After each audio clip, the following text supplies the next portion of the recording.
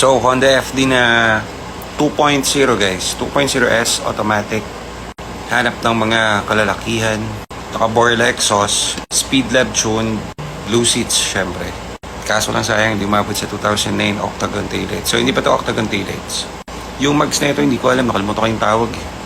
Baka gurang na ako. Pakilagay nyo sa comment section if alam nyo. Magagaling mga Honda boys dyan. So, konting kwento. Paano nabago ng Honda FD ang buhay ko? So, dito sa condo ko nakatira since dati.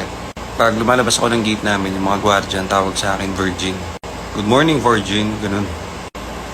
Pinangarap ko talaga tong FD na to. So, binili namin to. Ano nga ba nabili to? Nabangga pala yung Lancer ko. May Lancer ako na EX 2009. Nabangga. Tapos nakuha ko yung pera sa insurance. Bumili ako ng FD. Pero 1.8 lang. 1.8V lang. Hindi nga blue seats iba to eh. So, bumalik ako dun sa bahay. Naka-FD na ako. Tinted yung bintana.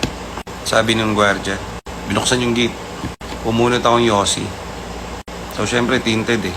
Pagbukas nung bintana, binuguhan ko ganun. Umano talaga. Sabi, magandang araw sa inyo rito. Sabi sa akin, ako naman, tinuloy-tuloy ko lang. Ako. So, talagang nagbago yung datingan ko rito. Pagkakuha ko ng FD, talagang ayos pala to sabi ko. Ano ba masasabi natin dito sa FD? So, ito mga to, ito ang laman ng lansangan ng mga 2000, 2008, ganyan, 2014, ganyan, hanggang 2014. Laman niya ng lahat ng gimikan, lahat ng tawag dito, gimikan sa Timog, yan, laman yan. Kung inabutan nyo pa yung decades, yan, sa Gilis, yan, puro nakatambay dyan, puro boy FD. Kundi FD, mga EG, mga EK, mga ganyan. So, kalaban yan, pinakamortal na kalaban ng FD para sa akin ng mga panahon na yan is Lancer EX-MX, yung Evoluc na Lancer. So, problema lang doon sa Lancer, isa lang ang pwedeng setup doon. Ang setup mo lang na pwede ron ay yung Evoluc.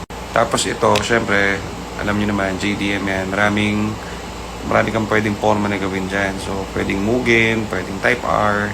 So, itong binibenta natin is, setup nito is modulo. So, ito yung stock na release ng kasa. Modulo setup lang. So, medyo marami na rin tayong nabentang ganito. Pero more mga 1.8 lang. Siyempre, yung 1.8 mas mababa yung price. Nabebenta natin yung mga FD na automatic, mga price niya, mga 2.4. Yung huli, nabenta natin kay shoutout pala kay tropa kay Di Monali, yung mayari ng group ng FD Club. So, shoutout sa'yo, boss. So, yung huling nabenta natin parang 240 lang yata. 240k na FD na 2007 yata yun, parang ganun. Pero 1.8 lang. Maangas yun si Di Monali, napakabait nun. Angas nun. Sila yung nagsisetup ng mga ganyan, tapos binibenta nila loaded. Habang ako ito, sandok ka, bibenta lang na. Sabagay 2.0 naman to. So, mas mahal yung 2.0 nito guys, kasi yan ang parang holy grail ng FD. 1.8, parang pinaka-top of the line. Yung makina niyan is 2.0. Sa lakas ng gas, malakas to kapag all stock. Pero ito kasi naka-tuned ng speed lab. So, alam niyo naman, sabi ni Daddy Speed Lab, lumalakas daw ang torque, tapos mababa ang gas consumption. Pero nung ginamit ko to, hindi naman ako nasaktan masyado rin sa gas. Okay lang, sakto lang. So, siguro mga nabenta nating FD na since dati, siguro mga 18 pieces, mga 18 to 22 pieces, ganun. Never ako pumalya dun sa engine. Wala akong naging problem sa engine. Pinaka-worst na issue na nangyari sa akin sa FD is nag-blink yung D, yung letter D dun sa panel. Nag-blink yung D. So, ibig sabihin na pag nag-blink yung D is may problem ka sa transmission. Buti na lang, ang lagi lang sira yung solenoid niya. So, pinalitan yung solenoid noon, halagang 2.5 yata yung isang solenoid. Okay na. So, swerte. Di pa ako inabutan ng talagang malubay, yung talagang papalit ka na ng transmission. Pero if ever naman na magka-problema yung transmission mo or yung kung ano-ano mga problema mo dito, pumunta ka kay Daddy Tom, kay Tom Speed sa Banawe. So, kung familiar kayo doon, maganda kasi bumili kay Tom kasi yung harap ng shop niya, may lagi nagtitinda ng fishball. So, may surplus ka na. May fishball ka pa. May 1 day old ka pa. Tapos, kung kilala nyo, syempre, yung mga setup yung kilala nyo si Tom Speed, shoutout kay Boss Tom Speed. Napakabait nun. Kasi, bibili kang pesa, tuturuan ka pa rin sa pesa. So, angas na hanggang ngayon, nandun pa rin yung shop ni Tom Speed and mabait pa rin si Tom Speed. isa pang naging issue ko dito dati, kala ko mayaman na ako kasi lagi puno yung gas tank ko. Yung pala, naging inverted pala yung fuel gauge ko. Baliktad yung fuel gauge, nagbabaliktad. So, ang cause nun nagdidikit pala yung pin sa likod. Yung parang maliit na LCD ng fuel gauge. Nagdidikit yung ano nyo ron. Yung pin. So, madali pa ayos. Worst ko na FD nakuha nung bata-bata pa ako sa buy and sell. May nabili akong silver na FD nun. So, ingot-ingot ako, tinignan ko lang yung loob, yung labas. Di ko tinignan yung trunk. Nung umaandar na kami pa uwi, napapansin ko parang may kumakalog-kalog, parang may aquarium sa likod. Nung binuksan ko yung trunk, yung punong-puno ng tubig. Pero hindi siya dahil sa bahay. Tingin ko may ano yun parang may pinagawa ko dun.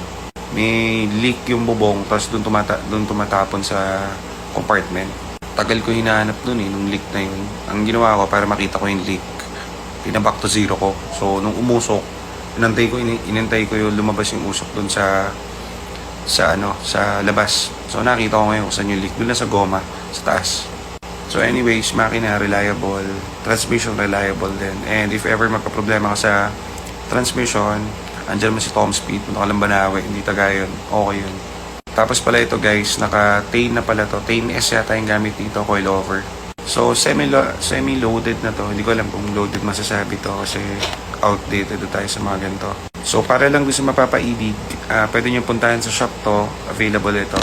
K20 na 2008 na Civic 2.0S, blue seats. Wala siyang issue. Ang pinalitan lang namin dito, radiator kasi yung radiator niya parang parang barado, sabi ng mekaniko ko. So, pinalitan namin to ng radiator, yun lang. The rest all stock. Tapos, good to go, gas and go. So, sa labas, ang price value ng mga ganito, K20 kasi mas mataas. 380 may nakita ko sa marketplace. So, mabilisan lang. Tapos na naman natin review. 335k bibitawan to. 335, if interesado ka, punta ka na shop, message mo ako or kung saan mo makikita to o gusto mo liham, magliham ka sa akin, walang problema. So alam nyo na, GTA Cars 138 GRS Street San Juan. Yung number, check out nyo lang dito kung saan nyo nakita yung post. Maganda talaga to, promise. Walang sales to. Mataas namin nakuha ito parang 310 so pwede na 335 kasi may overhead pa, tapos yung retouch then palit ng radiator. Mahal ng radiator, 6.5. Naka air Spencer din to, okay magalala. Squash melon syempre. O, bili mo na, ha? Message mo ko.